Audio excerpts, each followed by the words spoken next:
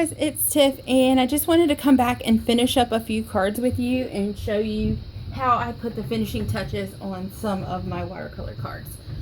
So the first one I'm going to work with is this one here.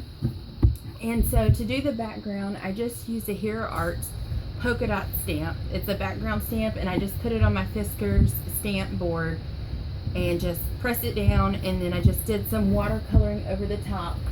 Actually, I used these pearlescent liquid acrylics on there, and I watered them down a little bit to give the look of watercolor, so they do have a shimmer or a shine to them, if you guys can see that. And then I'm just going to add those to a card base.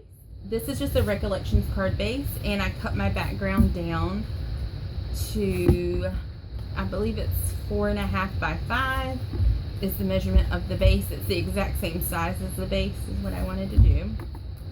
And then I just turn my card sideways and I line up the edges and just lay it on there. So I did that on watercolor paper. The watercolor paper I used, in case you didn't see my pool video, is this Canson watercolor paper.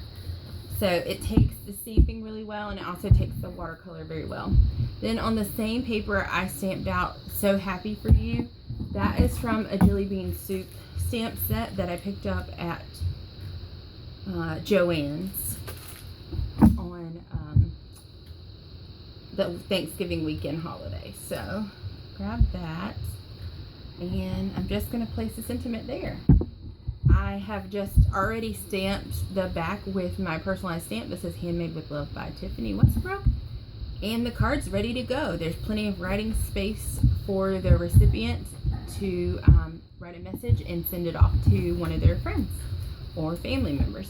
So that is the first card that I have to share with you for this video. And then this is the next one. So to watercolor this background, I used 3 colors. I used kind of a pinky orange color, an orange, and a yellow. And I just did it on a diagonal and kind of melded them together. And then I dropped some water on it and picked up some of the color. I will have another video in this series showing this technique, so make sure you check back for that video. And then before I did the watercoloring, I stamped this sentiment. It's also from the Jelly Bean set, and it says, "Friends make the world a better place." And then I've just pulled a few sequins that I am going to add on with you guys. So this is a cool way to add a finishing touch. As you can see, I took some Heidi Swapp Color Shine, and the color that I used is Rosebud, I believe. And so it has a little shimmer to it, but these sequins just kind of accent the sparkly of those and just bring a little dimension to the card, so it's not just your basic flat card. Also, for this base, or this topper, I used foam adhesive, so the card itself will have a little dimension. So I'm just going to pull off the backing of my foam adhesive. I'm going to line up my card with the edges and place it on. Just that simple. Then the inside I'm going to leave blank. I do that a lot for card sets because I don't know how much writing that they'll want to do. It does take a few minutes for your sequins to dry, so don't plan on, packaging it right away. And I just stamped the back of this one as well. Add a envelope and you're good to go. So the last card I wanted to show you is actually a washi tape card. I had planned on, what am I trying to say? I had planned on just doing watercolor cards, but I decided to add in some washi tape cards because a lot of the watercolor cards were starting to look a lot alike to me, and I just wanted to bring in a different element and a different texture to their sets. So this was a way I could do it.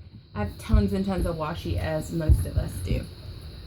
So I am first going to take some of this American Crafts glitter tape and add it to the bottom of our card.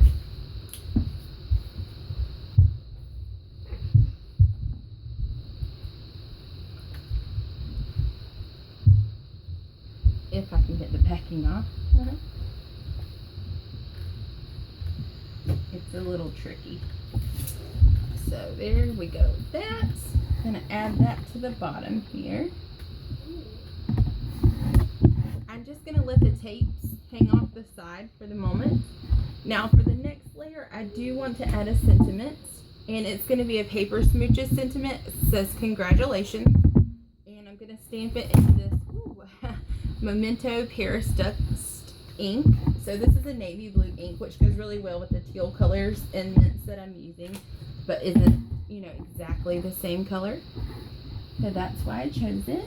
And I'm just gonna stamp that along one side of the card here, like so. And then I will grab a washi tape that's about the same width as the word. So I want the word to kind of look like it's part of this layer. And tear that one off.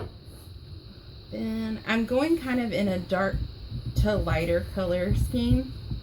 So I want to pick my next lightest color and add it on like so.